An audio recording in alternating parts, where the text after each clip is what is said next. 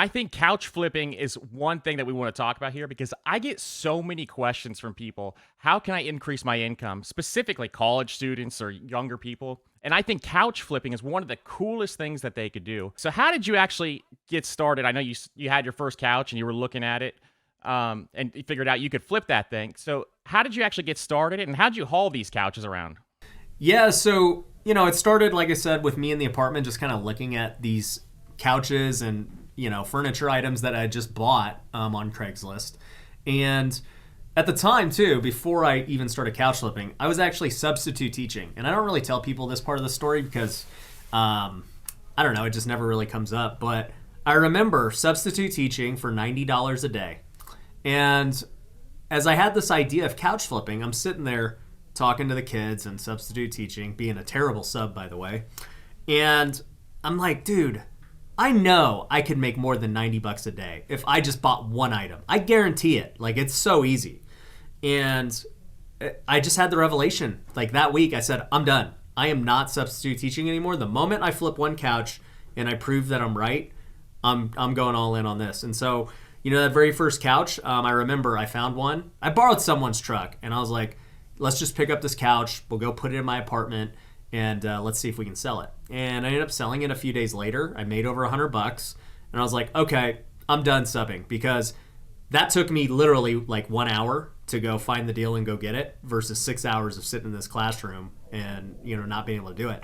And I also thought, too, I was like, if this prevents me from getting one deal, then it's not worth sitting in this classroom because, getting good deals in anything is all about speed, right? Especially real estate. Like, how quick can you make the offer? How quick can you close? And I understood that even when I was broke. Like, speed is the name of the game. And so once I proved it, I said, you know what? I'm going to prove I am all in on this. I'm going to go buy a truck on Craigslist first and foremost. So after that first couch, I went and bought a truck for $1,500. It's like a 1990 something. I started flipping couches with it, and from there, as part of the scaling process, I got my first storage unit.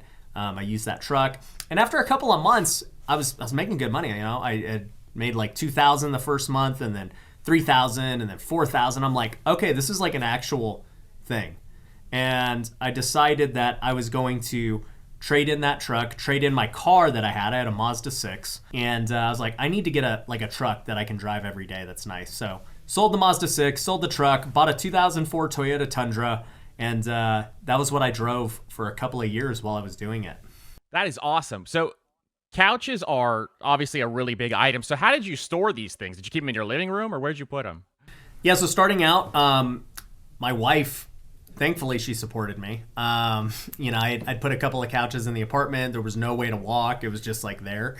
Soon enough, I realized after I bought the truck, I'm like, okay, to scale this, I need a space. And so I remember calling up all of the storage facilities close by to our apartment, just trying to get their pricing and all that stuff.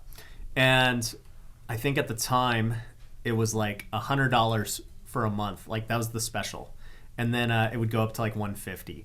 So I got a 10 by 30 storage unit. And this is what I recommended in that original YouTube video, but get one that you can drive up to. Don't get a storage unit where you got to go walk through the facilities, and like, that's a nightmare. For me to get in that garage one where you just lift it up, unload your couch right there with the truck, go slide it in, it made things a lot easier. And so, man, that was like my first real office, essentially. Like, that was my office. It was 10 by 30. It had a little light bulb in it. We took power from the light bulb. I don't know if that was against the rules or anything, but we made this little outlet on top of there. We ran some extension cables so that we could have, power for either cleaning, vacuums, and sprays and other things.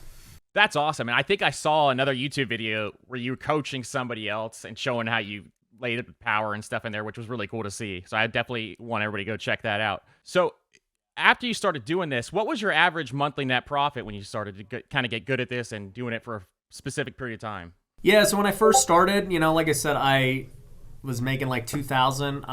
Then it went to 3 and then 4. And then I remember I got it all the way up to 8,000. And that was probably like after a year of like really refining it. Because it didn't just start as couches. It started as everything. I'm like, I'll buy a table. I'll buy a couch. I'll buy refrigerator. But I realized as I installed all these washers and dryers that a lot of them were, broke. They look good, and then people after like a week be like, dude, this thing's leaking. This is doing that. I'm like, I got to get out of the appliance business. Like, this is just too much headache. And, hauling those things was freaking heavy, dude. Getting those washers and fridges in and out. I have literally unloaded a fridge by myself, with the truck. Like, I've done almost everything you can imagine with like moving crap. And after months of doing it, I realized, dude, couches are it. Like, they're the easiest. They have the highest margin. They don't break. They don't have any mechanical. They're super easy. And so I focused only on couches, and that was when I started making the most money and having the least amount of headache. And it's funny because it's like that in business now. Like, you try a bunch of things in your business you think are good, and then you start to realize this is where the money's at. Like, this is making me the most. It has the least amount of headache. Like, I just need to go all in at this.